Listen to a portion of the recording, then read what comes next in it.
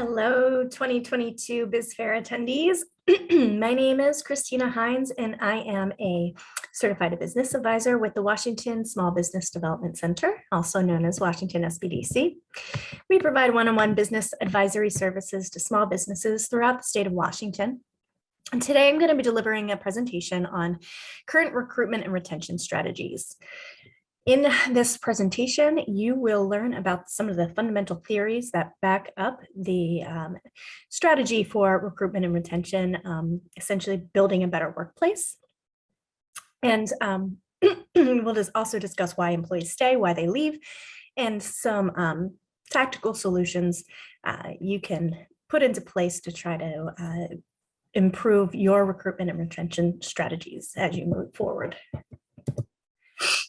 Okay, we'll start with my favorite quote, excuse me, trouble talking today. You don't build a business, you build people, and people build the business. Okay, choosing to adapt. So fundamentally, I'm going to talk about the agile people philosophy. This particular philosophy is based on some theories that have existed for a very long time. But in and of itself, it originated in the IT sector as a mindset to help organizations adapt to the changes of the knowledge era, digitalization, and the changes in how people work, where they want to work, how they want to work, and who they want to work with, right? So the knowledge era and now the participation age has brought a massive shift in expectations. And we're seeing a really quick metamorphosis of what's happening in the workplace right now due to post-COVID-19 era, as well as the Great Resignation. The emphasis of the agile people philosophy is that it is focused on happy people rather than rigidity in processes and in bureaucracy, basically. It's the idea that the top-down approach is no longer working. It's also the idea that people want to participate in their employment. There should be a relationship that is a team relationship, a connection, rather than just a top-down hierarchical, I'll tell you what you do it, you leave, you go home. People are simply not willing to have that relationship with work anymore, and it's rapidly changing. This is not a generational change. This has been in the works for years. Some of the theories that support the agile philosophy have been around since the 1960s. Again, nothing new, just certain changes in workspace, how we do work, what type of work we do, as well as outside factors, what's going on in the world, those types of things have just drastically sped up this process. So let's see here. It's also the idea that decision-making authority should be spread throughout the organization. So that's getting more employees, more decision-making authority, more autonomy, more trust to make decisions on their own. And those should be decisions that, that are reasonable, not ones that would commit to, amount to some type of fraud. It's still important to have checks and balances in your systems. However, there is room for less micromanaging and, again, more autonomy. So some of the theories behind the agile people philosophy, in particular, is the human view X and human view Y theory by Douglas McGregor, a professor at MIT. Again, these human view X and human view Y, this theory was actually created and come up with in 1960 something. And we're going to take a look at these two competing views because they're really important to how we look at our employees in our workplace and how we make our decisions. So human view X says that people dislike work, they find it boring and will avoid it if they can. People must be forced or be bribed to make the right effort. People would rather be directed than accept responsibility, which they will avoid. Responsibility, that is. People are motivated by mainly by money and fear of job security, and that people have very little creativity except when it comes to getting around the rules. Sounds like a very positive view, doesn't it? Human view Y, complete opposite, right? People need to work and want to take an interest in it. Under the right conditions, they even enjoy it. People will direct themselves towards a target they accept, and people will seek responsibility under the right conditions. Under the right conditions, people are motivated by the desire to realize their own potential. Creativity and ingenuity are widely distributed and grossly underused. Now, what's interesting about human view X and human view Y is what I'm going to tell you about here in the next couple seconds. There's a very big discrepancy that exists that really, as small businesses, you don't get the opportunity of having a big HR department to kind of explain some of these philosophies to you and the mindset behind all these things. That's why I'm here today to share with you. So most people, and if you think about yourself right now, which human view would you identify with? Are you human view X or do you identify with human view Y?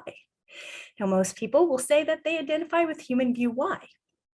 Interesting enough, a lot of our management, our small businesses, even large corporations, leadership, make decisions as if a large portion of their employees fall under human view X.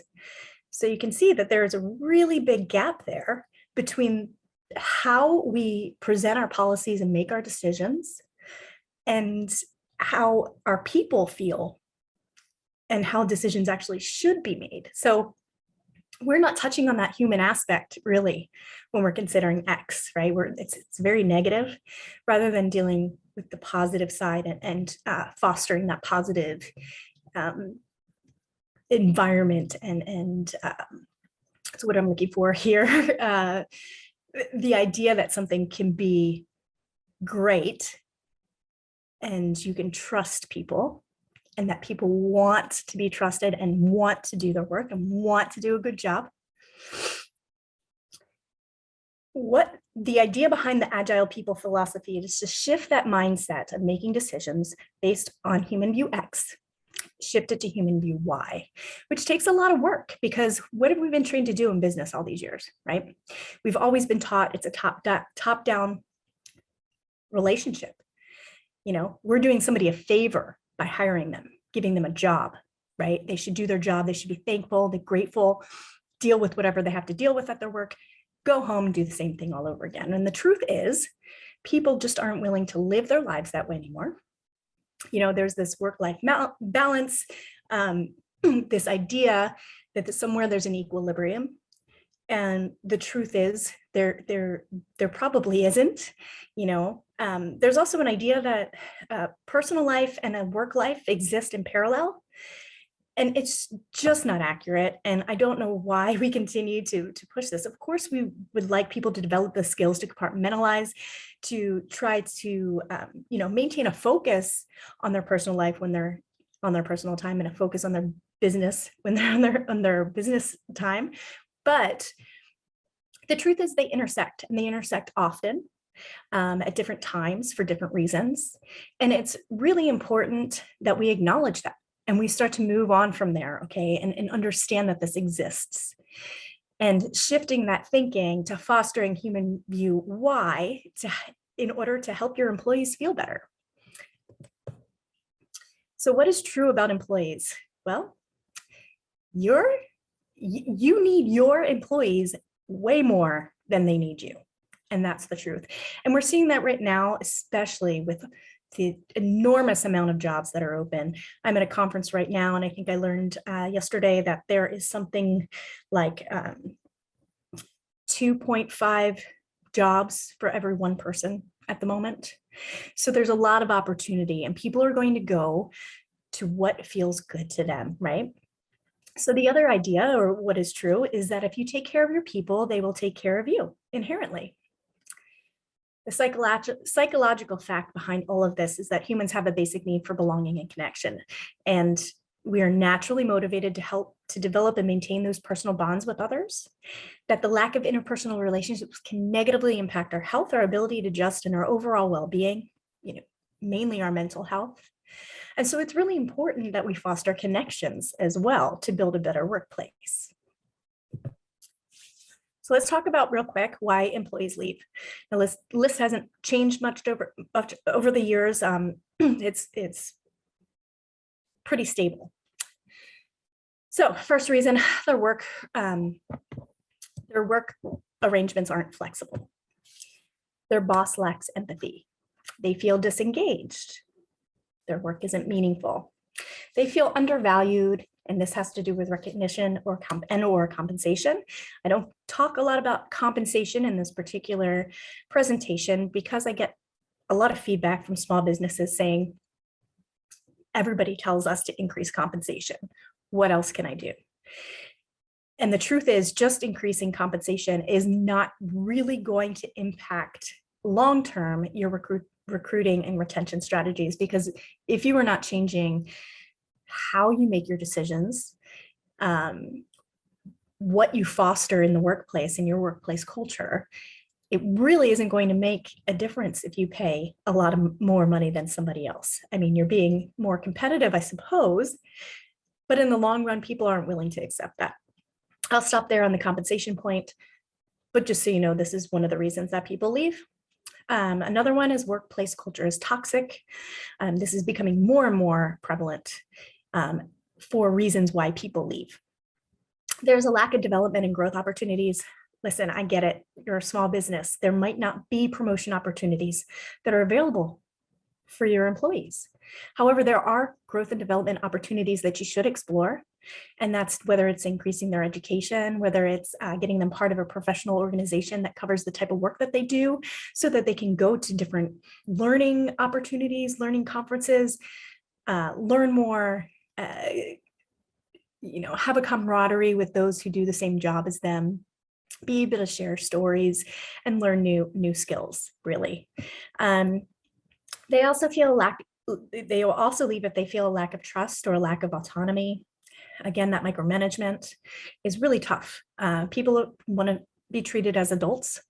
And when you don't have trust or there's a lack of autonomy, people feel like they are children, right? And it doesn't feel good. Another reason they leave, they're overworked. And this is the long time coming. People are tired.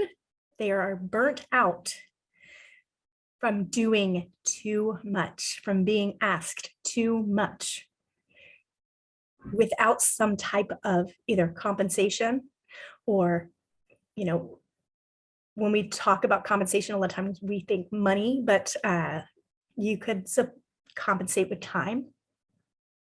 There's a great presenter, and his name is James Rhee, and I listened to him today actually speak, and he presents really well as he talks about his journey with being the CEO of Ashley Stewart and the company in New Jersey that he saved from bankruptcy, or he saved it from its second bankruptcy. But he talks about time being a great way to compensate people. And when we're talking about people being overworked, that's what we're talking about. There's too much on their plate. They don't have time to enjoy their life, and people aren't willing to accept this anymore. Another reason they leave, seeing other good employees leave. So what happens then? It's another psychological thing. When there is a good employee who leaves, people start wondering if they should leave too. What's going to happen to the culture? Who are they going to have to interact with now, whether it's from a management perspective or a subordinate perspective? It is a scary thing for other employees to watch good employees leave. They're looking for a signal, right? And then the last one is a change of personal circumstances, and whether or not you can actually impact this last one. I believe that you can, to a certain extent. You can never fully, right, have a say in somebody's personal circumstances. However, my true belief is that if you understand somebody's personal circumstances and you're willing to be flexible, you might have a chance on keeping that person from leaving, provided that's what you want to do. So why do they stay? Employees stay when the work environment is healthy and safe.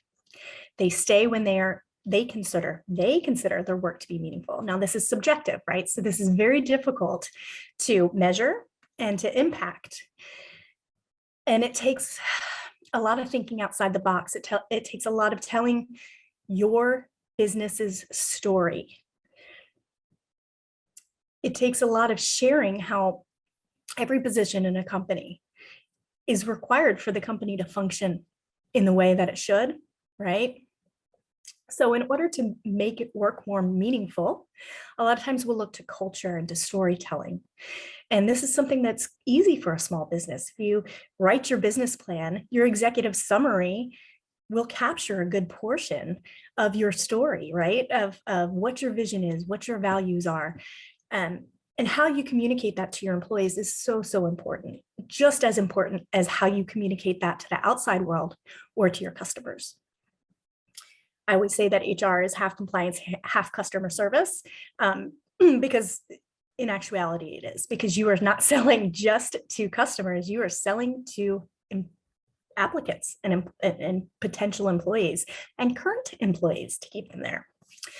Another reason people stay is because their compensation is competitive. Okay, that means that it's on par with everybody else around you.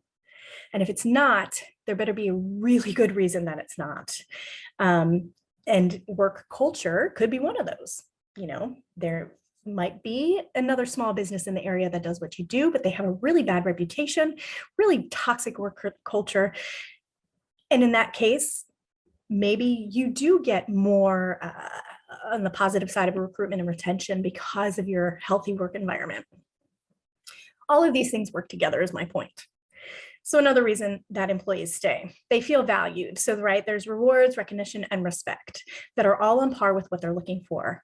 Now, there was a recent poll on the great island of Whidbey, or Whidbey Island, and it was quite telling that with all the responses to this question, which was, what is the most important factor that you look for in a job, was an overwhelming amount of people said respect is the number one thing they look for in a job.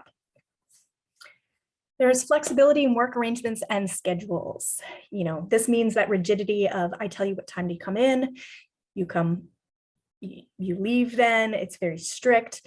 Start looking for ways that if you have an employee who has something in their schedule that makes them require something a little bit more of an alternative, you can look at those things one by one and decide if, you know, how you will approach them and what you can do to help that employee be successful in both their personal life and their work life.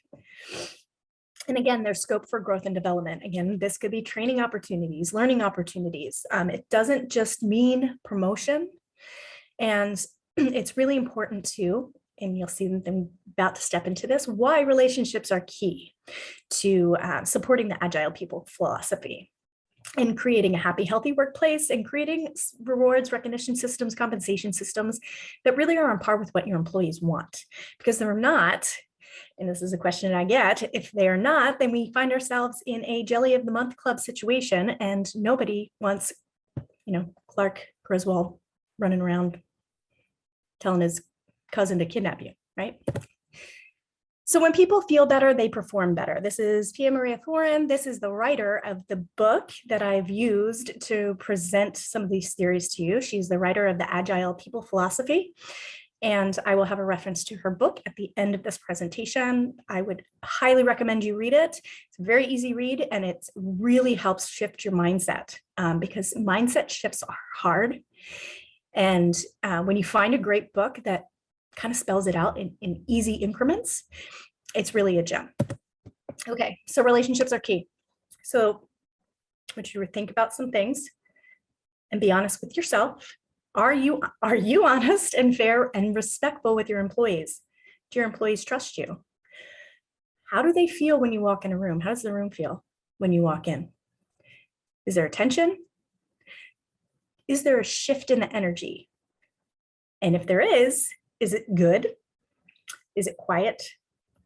Is it angry?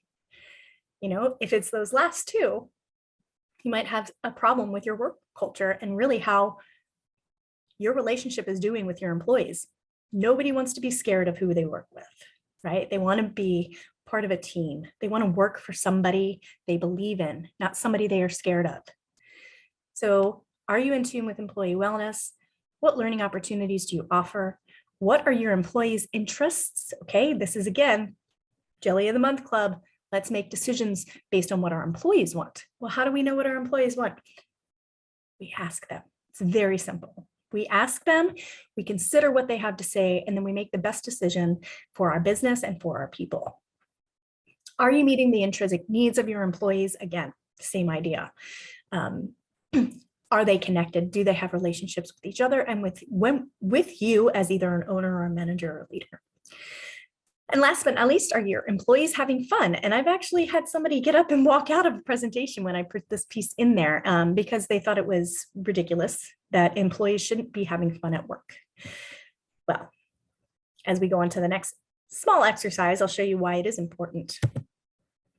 So the idea of fostering relationships, it really begins with thinking about things that made us feel good at a certain point in a situation so that we can relate it later and apply it to our current situation.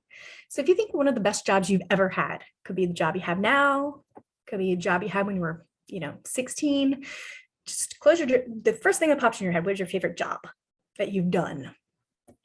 And can you define why? And a lot of times when people do this activity, they say, oh my gosh, yes, this, it was so much fun. I worked with my friends, or, I had an ADO recently said they played hacky sack after a long day at the farm. And that made the whole experience so much better. Having fun at work should be permissible. It's a necessary thing. And a lot of the work that people do isn't inherently fun. So that's why it's so important to foster relationships and create some fun connections and activities. There's all different types of ideas here. And again, I'm not going to suggest any, because typically when I do that, somebody might say, well, I think my employees would be offended by that. I don't think that's going to work. That's not the point. You need to talk to your employees to figure out what would be right for them, what feels right for them. The next piece for fostering relationships is that I want you to think about your top performing employee or top paid employee, top level employee, top educated employee. Think about them and list 3 things that you know about them, whether it be part of their personality, part of their personal life, part of their work, their work life. Really, I think more of a personal aspect is important here, because that's really what, when you say I want to know somebody, do you want to know them? The personal piece is part of them, right? And then list 3 things that they know about you. Do this same activity with your lowest performing employee or your lowest level employee. Just to determine where you are on the scale of knowing who your employees are. Knowing who they are is going to make a huge impact on your relationship with them. It makes people feel good. I had this one CEO who he would walk around the plant with his assistant, who kept a log of and knew people's names, and would make sure that the CEO knew who people were. And told him, he would go up and say hello to whoever he wanted to, and then he would take a second to learn something about them. And his assistant would write it down so that it wasn't something he could review later. So it wouldn't be something he'd forget in one ear, write out the other, so that the next time he came down there to talk to them, he could ask them questions. Oh, how's your son doing? I know he went off to college. How's it going for you and your wife? Things like this, right? Made such a difference to how people enjoy their work. And if they want to be there, if they feel like they're part of something bigger than just that task that they are doing. So finding solutions. This is where you re-examine your work culture. Now I get some interesting questions about this, and it's usually surrounding the idea that there is some manager in the business or some leadership in the business who is toxic, right? And they say, well, I can't live without this person. My business will fail. I can't get rid of them. So I'm not going to examine my work culture because I can't change it. And that's absolutely not true, because what you can do, and I'm not suggesting you axe everybody who's toxic out of your business. It's about teaching them how to be better leaders, right? Put them through some leadership training so that maybe they can understand and make those adjustments themselves to make it a better workplace. There's also an idea, what's called managing up, which is teaching some of employees that how to deal with more difficult managers. That can help in a workplace culture as well. So those are two different tactics you can take. And again, re-examining that work culture a lot of times has to do with ownership. Ownership's participation in the relationship between the employees and their work. And in that environment, what does it look like? Is it calm, inviting, safe, friendly, fun, and efficient and meaningful? Or is it strict and very stressful and unhappy? Those are the types of things that we want to try to change, right? Reputation management, what I mean by this is that sometimes if you do have a toxic work culture, that spreads around like wildfire, right? And there are some tactics you can take in reputation management to try to improve that, right? And we're going to do that especially basically out in a public forum. And it just consists of some things of admitting we're not perfect and explaining how we're working on making these changes that are so necessary to improving our business and how our employees think about work and what the workplace feels like. And that's a whole nother strategy. So I'll stop there with reputation management, but that it is important. So fair and transparent pay policies. Nobody wants to feel like they didn't negotiate right and they're the lowest paid person in the totem pole for no reason.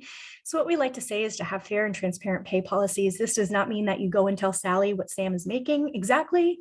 No, it means you have job descriptions that are clear, concise, and that there is a salary range attached to those particular jobs, and that there is a reason, a clear reason why one person might get paid more than another.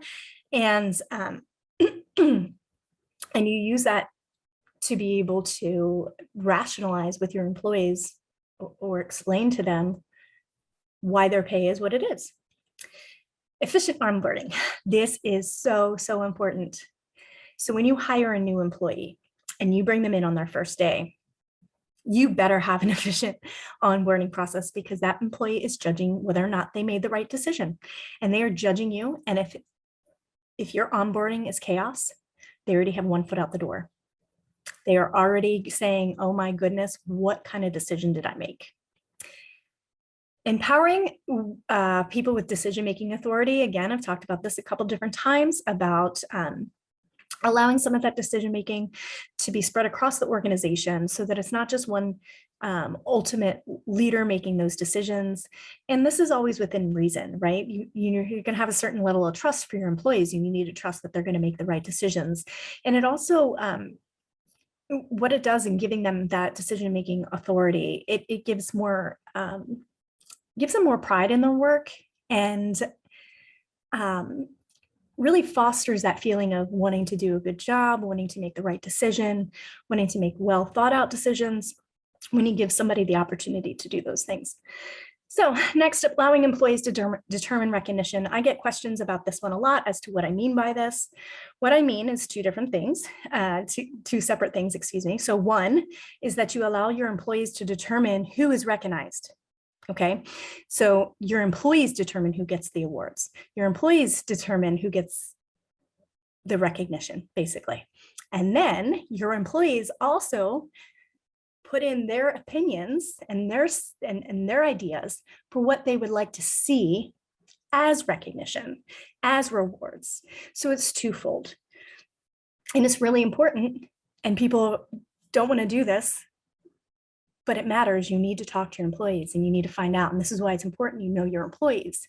The more and better that you know them, the more easily that these decisions and this process of policies, procedures, and rewards, recognition will come to you.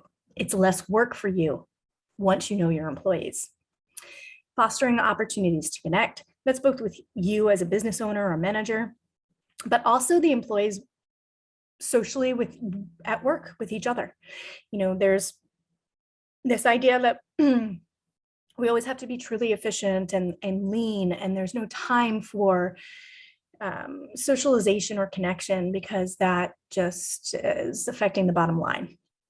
The problem with that mindset is that people crave that connection, and without it, you're going to have a lot more turnover, and you're training a lot more. It's expensive to get new employees, right? And taking away those opportunities to connect because they don't, they somehow cause a severe inefficiency is just, is really narrow-sighted, if you ask me, my opinion. So honestly, fostering opportunities for employees to connect with each other and with leadership is one of the best things you can do for your work culture. So providing learning and growth opportunities, I've already talked about this one numerous times, so I'm not going to go there again, but you understand what that means. Wellness and benefits considerations. I'm not going to go into detail on this because this is a huge topic. There are so many different things that you can do for wellness and benefits considerations, and there's certain strategies you can take and different people you can talk to and different organizations that will help you with these things. So that's just so you know, there for consideration, but again, that would take a deep dive. And then finding those flexible solutions and what that means for you and your business, only you will know, only your employees will know, but I encourage you to think outside the box to find those solutions to improve that workplace happiness and the fundamental meaningfulness of employment and feeling valued for your employees. So here are the references. This is the book that I was talking about, The Agile People, Radical Approach for HR and HR Managers. And then The Human Side of Enterprise was written in 1960, excuse me, and that is the different theories on human view, X and Y, from Douglas McGregor. And there's a whole bunch of other stuff in there, but I only used a portion of it. Okay, so here's my contact information. I know that we have some time for questions as soon as I stop this recording, so I will be in the room to answer anything that you might have questions on. Thank you so much.